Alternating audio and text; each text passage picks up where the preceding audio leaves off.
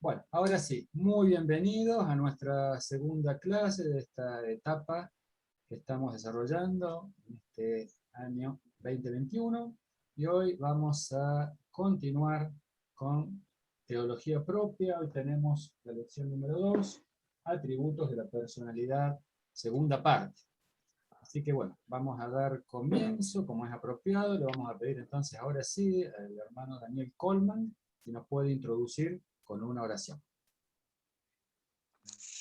Nos rendimos a tus pies, amado Dios, porque te reconocemos como el Rey de Reyes y Señor de Señores. Gracias porque nos regalas este tiempo para poder aprender más de ti. Gracias porque eres clemente y misericordioso, porque eres lento para la ira y grande en misericordia. Gracias porque en el nombre de Jesús aprendemos a ser sumisos a tu voluntad. En esta hora te rogamos que puedas bendecirnos a través del hermano Carlos, que va a transmitir tu palabra, y todos aquellos que vamos a ir nutriendo la enseñanza. Señor, queremos entregar nuestros corazones a tus pies para que tú nos puedas levantar. Por aquellos que se van a anexar al taller, que tu bendición caiga también sobre ellos. Gracias, en el nombre de Jesús. Amén. Amén. Amén. Muy bien, nuevamente bienvenidos a los que están conectados hoy, bienvenidos también a los que lo van a ver posteriormente, porque sabemos que mucha gente lo ve después. Esto es grabado y sale después en YouTube, así que bienvenidos a todos, Dios los bendiga, y entonces comenzamos con nuestra clase para el día de hoy. Como dijimos, vamos a ver teología propia, atributos de la personalidad, la segunda parte. A ver si ustedes ya están viendo entonces la pantalla. Tenemos como introducción que hoy vamos a concluir con el tema de los atributos de la personalidad de Dios en las restantes características que Dios posee como persona. Recuerden que estamos viendo atributos, pero específicamente en cuanto a la personalidad. No son todos los atributos, porque vamos a ver muchos más en las clases posteriores. Pero antes de arrancar de lleno con lo que vamos a ver hoy, vamos a hacer un pequeño repaso de algunos atributos que vimos la semana pasada. Para los que estuvieron lo podemos recordar, y para los que no estuvieron pueden completar. ¿Recuerdan? El primero que vimos, que Dios vive. La parte A de la semana pasada, en el primer punto, cuando vimos la naturaleza de Dios, persona y atributos de personalidad, decíamos que Dios vive y lo demuestra haciendo. Pueden completar quienes no estuvieron. El segundo punto, el B que vimos la semana pasada, decía que Dios es... ¿Alguien lo recuerda? Bueno. Inteligente. Inteligente, bien. Inteligente. Dios es inteligente. El punto B para completar. Dios usó su inteligencia para hacer la obra de la creación. Y Dios usó su inteligencia para hacer la obra de salvación. Eso también pueden completar. Y el último punto que vimos la semana pasada, el punto C, Dios tiene propósitos. Recuerden, y ahí pueden completar, que Dios tiene propósitos, que sus propósitos son eternos, no cambian porque vienen de alguien que es inmutable. Hoy vamos a ver un poco más sobre ese punto. Ahora sí, entramos entonces en lo que tenemos para ver hoy. Ahí en la placa figura que en el canal de YouTube, Estudio Bíblico BCP, ustedes pueden suscribirse y ver las clases anteriores o recomendar a los que no pudieron verlo, y así podemos ir llevando al día las clases. Bien. Hoy comenzamos entonces el punto 1, tenemos varios textos para leer, yo les voy a pedir que vayan colaborando y los pueden ir buscando. Alguien que vaya buscando Génesis 2:2. Y el primer punto para hoy, decimos que Dios es activo. Ahí podemos completar. Nos pregunta si nos acordamos de lo que declara la Biblia acerca de lo que Dios hizo después de haber terminado su obra de creación. Génesis 2, capítulo 2. ¿Alguien que lo Lo tenga? leo, lo leo, Sí, lo leo, Carlos. sí. Acabó Dios en el día del séptimo, acabó Dios en el día séptimo su obra que hizo y reposó en el día séptimo de toda su obra que había hecho. Bien. Dios trabajó creando durante 6 días y en el séptimo dice que reposó, descansó, dejó su actividad. Ahora, bien, Dios no dejó de estar activo, sino que concluyó la obra y dejó de crear porque, bueno, en los primeros 6 días o 6 periodos creativos, Dios creó todo lo que existe. Vamos a ver 2 importantes declaraciones bíblicas. Y ahora sí, también le vamos a pedir a alguien que nos busque Juan, el Evangelio, según Juan, capítulo 5, 16 al 18. Y ahí Y tenemos por esta causa los judíos perseguían a Jesús y procuraban matarle, porque hacía estas cosas en el día de reposo. Y Jesús les respondió: mi Padre hasta ahora trabaja y yo trabajo. Por esto los judíos aún más procuraban matarle, porque no solo quebrantaba el día de reposo, sino que también decía que Dios era su propio Padre, haciéndose igual a Dios. Excelente. Ahora, ¿alguien recuerda cuál es el milagro que había hecho Jesús ese día? Sanar. ¿Alguien nos puede hacer un relato breve de los primeros 15 versículos? Si alguien lo buscó, lo leyó, lo recuerda. ¿Qué pasó? Sanar al paralítico. Bien. ¿Y qué tenía de especial esta curación del paralítico?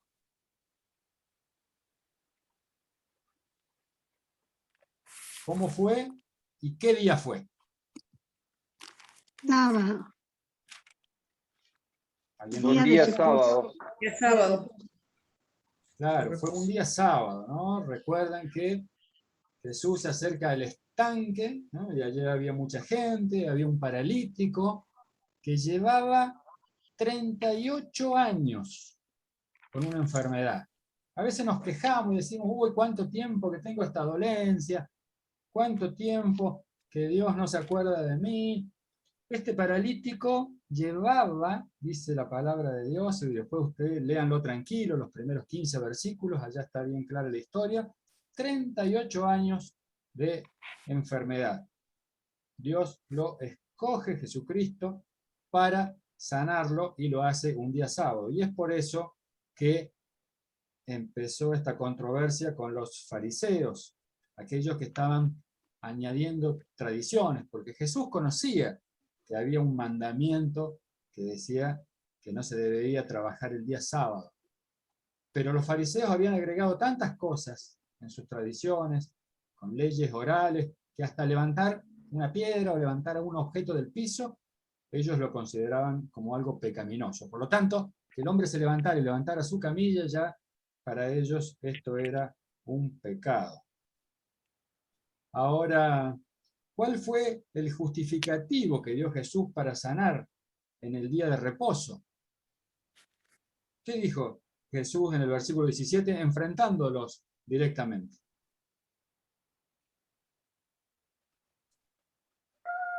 Dice, mi padre hasta ahora trabaja y yo trabajo. Jesús les respondió. Exactamente. Así fue.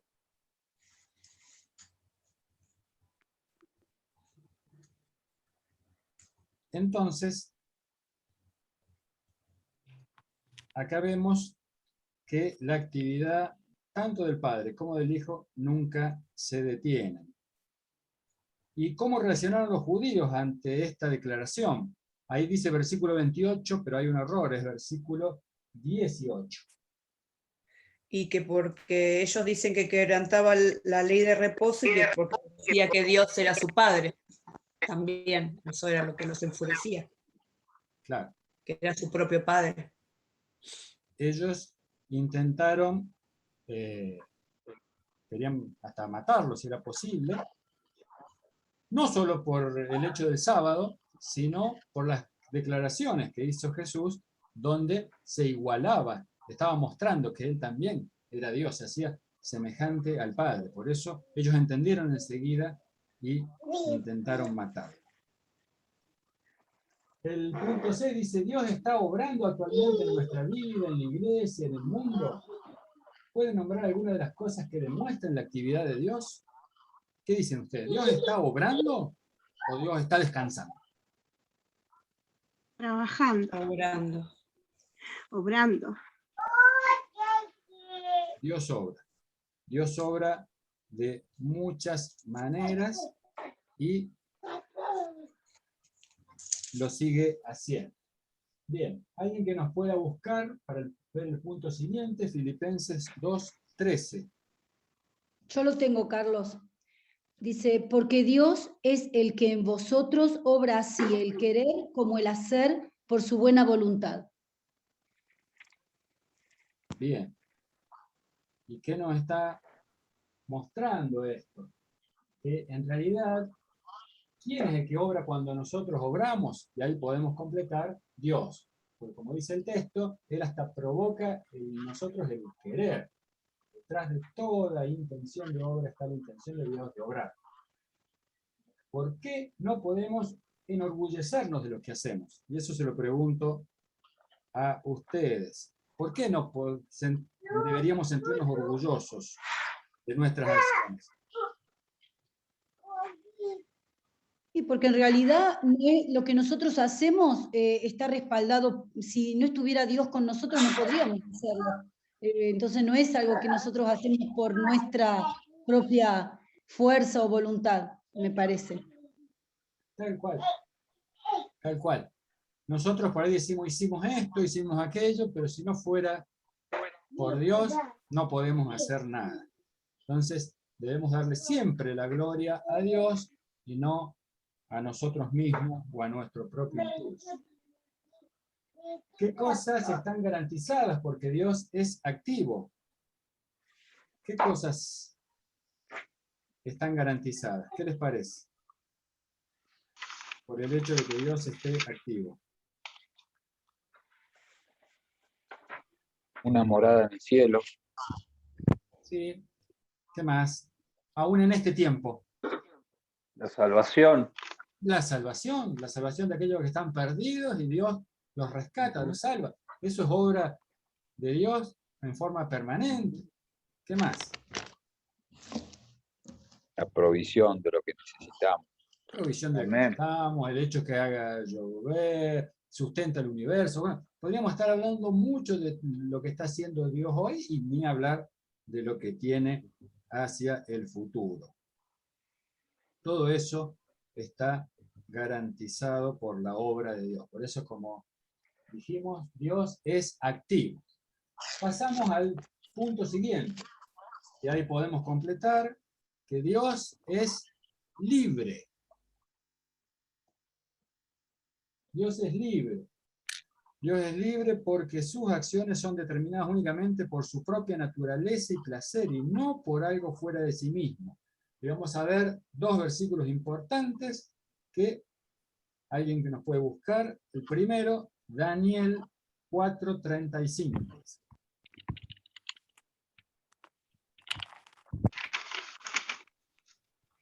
¿Lo leo? Sí, Todos Yo todos los hombres de la tierra no son nada comparados con él. Él hace lo que quiere entre los ángeles del cielo y entre la gente de la tierra.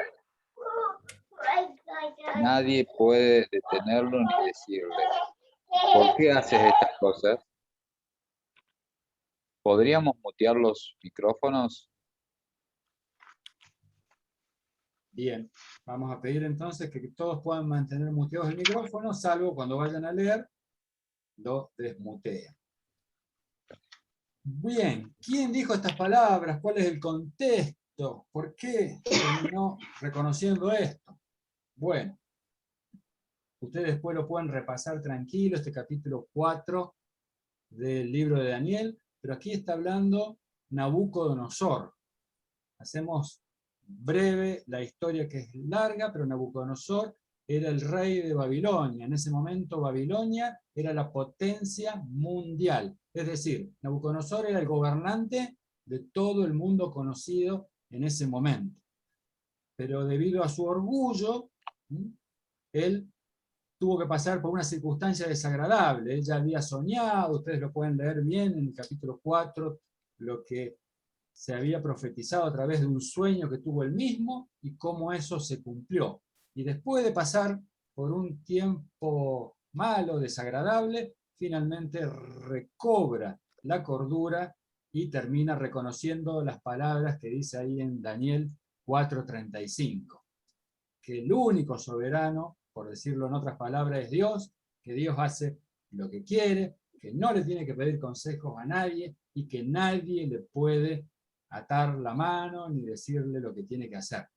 Y no lo estaba diciendo cualquiera, sino lo estaba diciendo Nabucodonosor, en ese momento, el líder mundial por excelencia. Así que vemos cómo se reconoce la autoridad y en este caso la soberanía de Dios. El otro texto que vamos a considerar es Efesios 1:11. Quien lo tenga, levanta el micrófono y lo puede leer. En él, asimismo, tuvimos herencia, habiendo sido predestinados conforme al propósito del que hace todas las cosas según el designio de su voluntad. Muy bien, gracias Estela. Así vemos que surge la pregunta, ¿no? ¿A quién consultó el Señor para hacer lo que quisiera, para predestinar, para elegir al liderazgo de la iglesia? Bueno, solamente a sí mismo. Pueden completar ahí. Él no necesita guía ni consejo de nadie. Por eso es libre, totalmente libre de hacer lo que quiere. Y bueno, por eso sabemos que Dios es soberano. Aplicaciones. Pregunta, ¿alguna vez Dios dejó de ser libre? Les pregunto a ustedes, ¿qué piensan? No, No. No. no. Y si alguien les dijera, bueno, pero Jesucristo, siendo Dios hombre, podía elegir ir o no a la cruz, ¿cómo podemos explicar eso? Y él podría haber elegido no ir a la cruz, pero eso hubiera implicado que nosotros no hubiéramos tenido salvación. Él lo hizo por amor a nosotros. Bien, él se sometió voluntariamente a la voluntad del Padre y fue a la cruz justamente para salvarnos a nosotros. Fue realmente una muestra de infinito amor. Y el punto 2 pregunta, ¿somos nosotros libres? ¿Y qué significa ser libre en Cristo?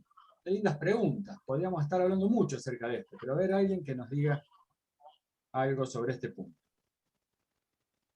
Ser libres del pecado. Somos libres del pecado. Bien, Mariana. ¿Qué más? ¿Qué otra cosa podríamos agregar? ¿Qué significa nuestra libertad en Cristo? ¿Podemos hacer lo que queremos? No.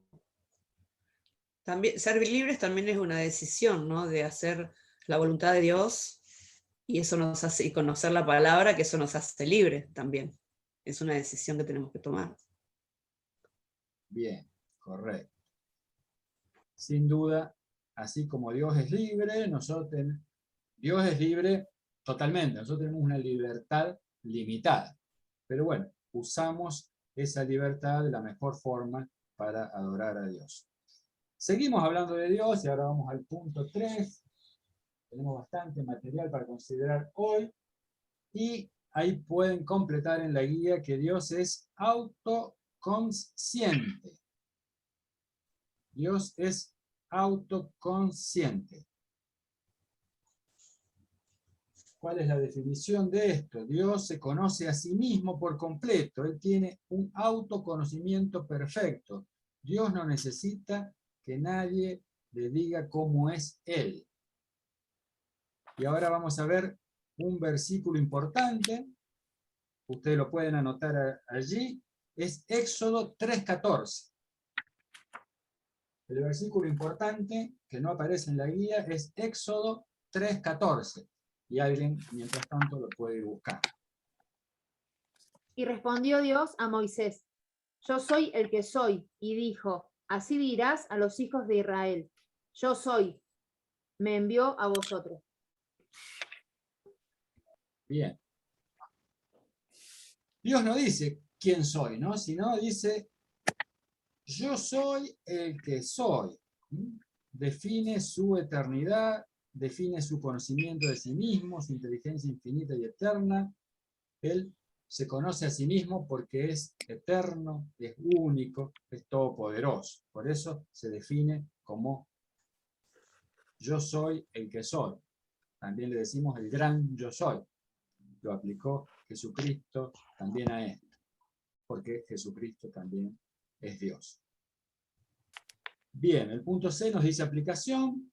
El filósofo dijo, conócete a ti mismo, pero con frecuencia nos frustramos al comprobar que solo tenemos un limitado conocimiento de nosotros mismos. Y ahora podemos comparar lo que dice el Salmo 19:12 y Jeremías 17:9 y 10. Dos de ustedes que pueden tenerlo, lo leemos. ¿Quién podrá entender sus propios errores? Líbrame de los que me son ocultos. Salmos 19:12. Muy bien. A nosotros nos cuesta conocernos aún a nosotros mismos. No tenemos toda la capacidad, ni siquiera para conocernos, pero Dios es diferente. Y Jeremías. Engañoso es el corazón, mas en todas las cosas y perverso.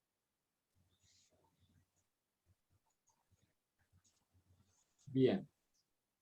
Nuestro corazón nos puede engañar y nos engaña a veces hasta nosotros mismos. Pero eso no pasa con Dios. Dios es autoconsciente y, como ya dijimos, es perfecto. Avanzamos un punto más y nos vamos al punto 4. Y allí podemos completar que Dios es emocional. Emocional. Como dijimos, Dios es una persona y como tal tiene emociones. Por supuesto, sus emociones no son imperfectas e incontrolables como las nuestras. Buena hora, ¿no? Que Dios perfecto tiene emociones perfectas. Y vamos a ver dos versículos importantes. El Salmo 103:13 y Romanos 1:18. Alguien que nos busque Romanos 103:13 y nos muestra cómo es el amor de Dios para con sus hijos.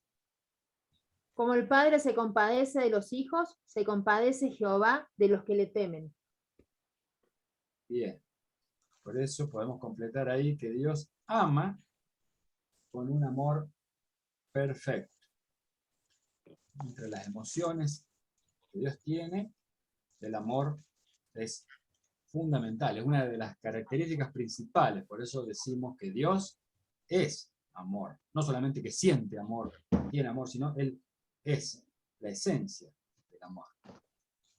Y el otro texto que tenemos es Romanos 1:18, y ahí vamos a ver la contracara del amor, porque si bien Dios es amor, pero también se enoja, nos dice acá.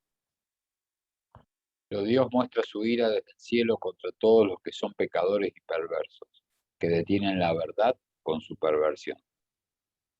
Bien. Por eso completamos entonces, Dios se enoja por el pecado, pero su ira es justa y santa. La semana pasada vimos que Dios es inmutable. pero dice aquí, es movido por las emociones. Entonces, ¿es inmutable o lo mueven las emociones? Ahí tenemos un pequeño resumen de esto. En el apunte, alguien que lo quiera leer o lo quiera explicar, a ver cómo lo entendemos, ¿no? Si es inmutable o se mueve por emociones. ¿Qué les parece? Es inmutable. Bien. Dios tiene amor perfecto, pero también tiene ira perfecta. ¿Cómo se conjuga esto? ¿Cómo comparándolo con nuestras emociones, por ejemplo?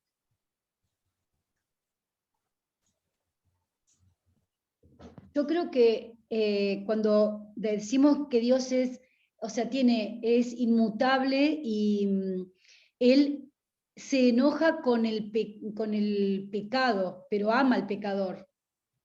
Que eso lo hace diferente a nosotros, porque nosotros tenemos emociones de pronto que no podemos controlar, pero Dios ama al pecador y se enoja y odia el pecado, me parece. Excelente, Sonia, excelente. Es realmente así. Dios maneja las emociones de una manera muy distinta a nosotros. Nosotros tenemos las emociones distorsionadas. Por más que queramos hacer un esfuerzo, somos pecadores, somos imperfectos, de la caída hacia aquí. Nuestras emociones nos pueden jugar un mal papel en cualquier momento de la vida, por más controladas que las tengamos. En el caso de Dios no sucede eso. Dios es perfecto y tiene amor perfecto, su ira perfecta y controlada, justa. Muy bien. Avanzamos ahora al punto 5, y ahí podemos completar que Dios es espíritu. Dios es espíritu. Venimos mucho hablando de la personalidad de Dios, de que Dios es una persona, ¿sí? Pero, como dijimos en la primera clase, hay diferentes clases de personas. Hay persona física, persona espiritual.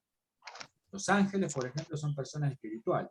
Dios es persona espiritual. Dios es espíritu. Un versículo importante y muy claro es Juan 4:24. Dios es espíritu y los que lo adoran es espíritu y en verdad es necesario que adoren. Bien. Dios es un espíritu y nosotros, para adorarlo, tenemos que adorarlo en espíritu y en verdad. Bien. Dios es espíritu y por lo tanto es inmaterial e invisible. Juan 1:18 y Colosenses 1:15. Colaboren con estos últimos textos que tenemos. Nadie ha visto jamás a Dios, pero el único que es Dios está íntimamente ligado al Padre. Él nos ha revelado a Dios. Bien. Juan 1:18. Juan 1:18. Ahí tenemos a Jesucristo, ¿no? Hablando de Dios y mostrando que, bueno, Él lo reveló, pero a Dios como espíritu nadie lo pudo ver jamás porque Dios es inmaterial, es invisible. Colosenses 1:15. El cual es la imagen del Dios invisible. Sí, Sonia. Perdón. El cual es la imagen del Dios invisible, el primogénito de toda criatura. Bien. La imagen del Dios invisible. Otro texto que refuerza esta característica de Dios, ¿no? Dijimos que es inmaterial, invisible, porque Dios es un espíritu. Pero tenemos una aclaración acá en el apunte, que dice que a veces la Biblia describe a Dios con palabras antropomórficas. ¿Qué significa esto? ¿Qué es un antropomorfismo? Algo que tiene que ver con el ser humano. Cuando uno estudia algo que tiene que ver como antropología, es el estudio del hombre. Nosotros estamos viendo teología ahora porque estudiamos a Dios. Antropología sería estudio del hombre. antropomórfica, que quiere decir usar formas humanas para representar a Dios, es algo que varias veces lo vemos en la Biblia. Cuando dice las manos de Dios, el brazo poderoso de Dios, sus pies, sus ojos. Pero si estamos leyendo y dejando claro que Dios es invisible, que no tiene cuerpo porque es un espíritu, ¿cómo va a tener brazos? ¿Cómo va a tener ojos? ¿Cómo va a tener manos o pies? El apunte lo aclara muy bien para nosotros, que esto es un recurso literario que nos ayuda a comprender mejor la persona y la obra de Dios.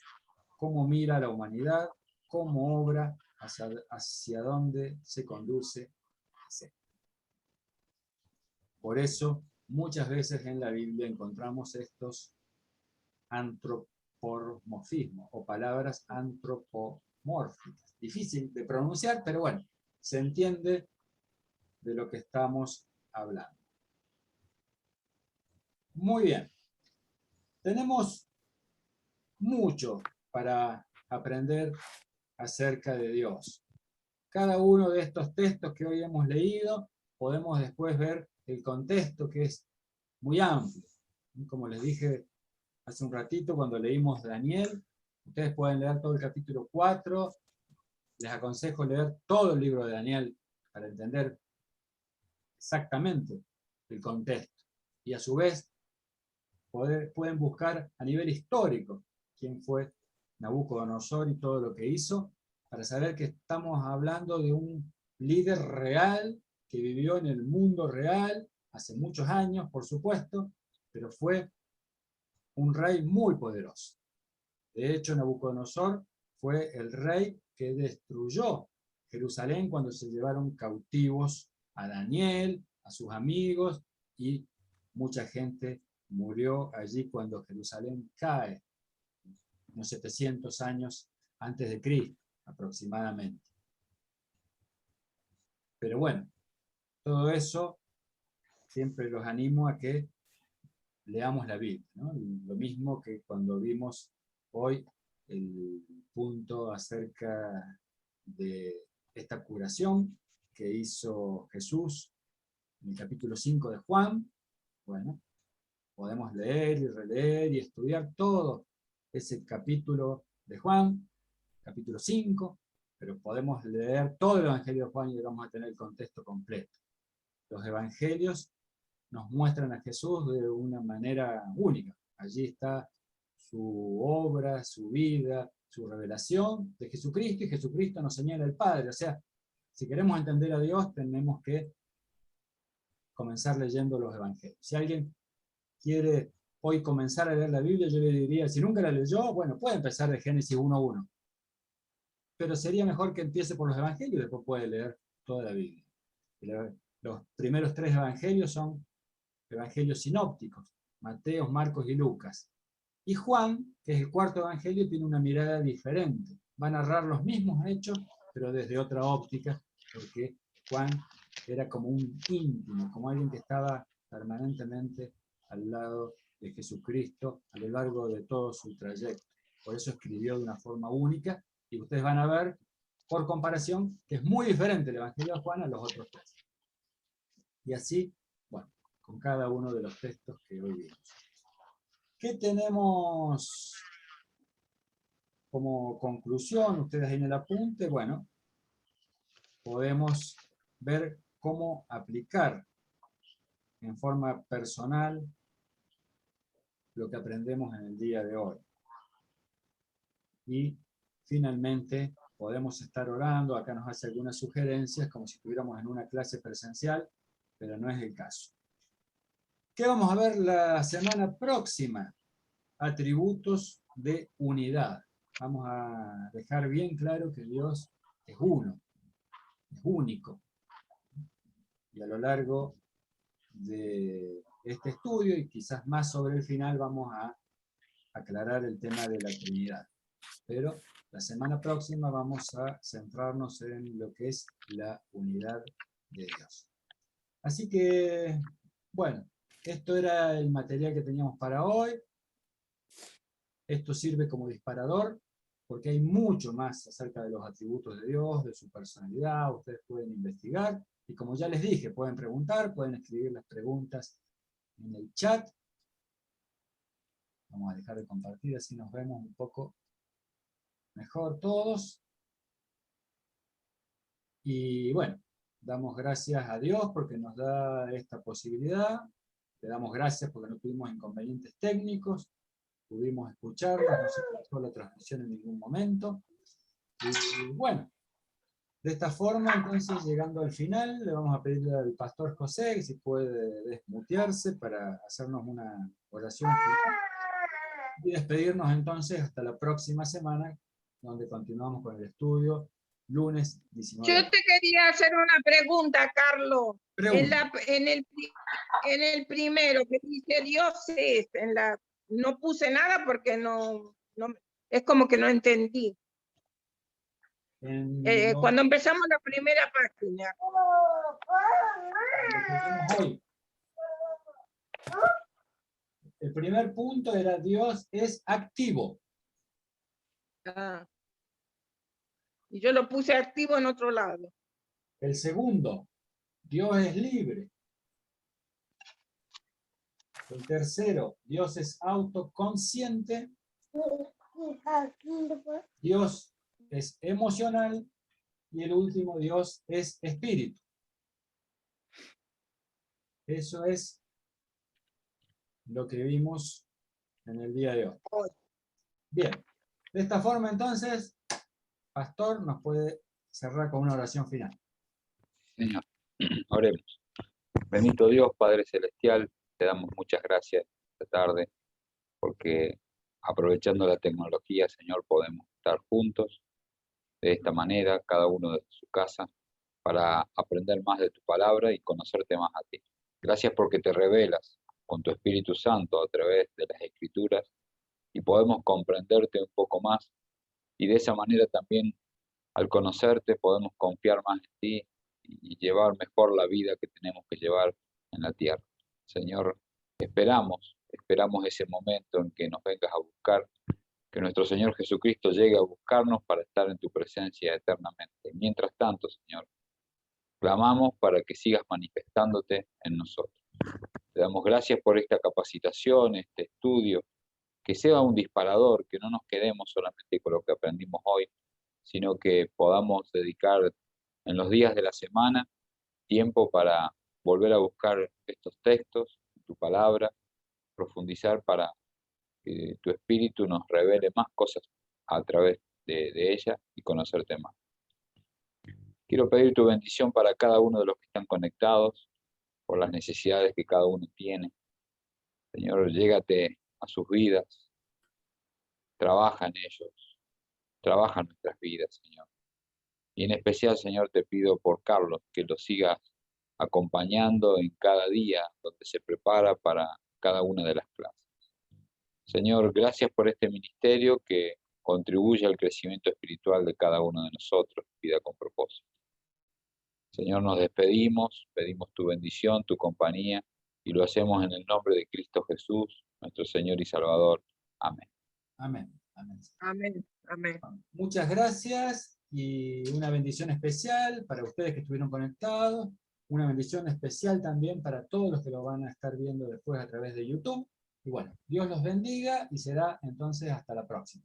Muchas gracias. Muchas Dios les bendiga. bendiciones. Chau, chau. Bendiciones, buenas noches.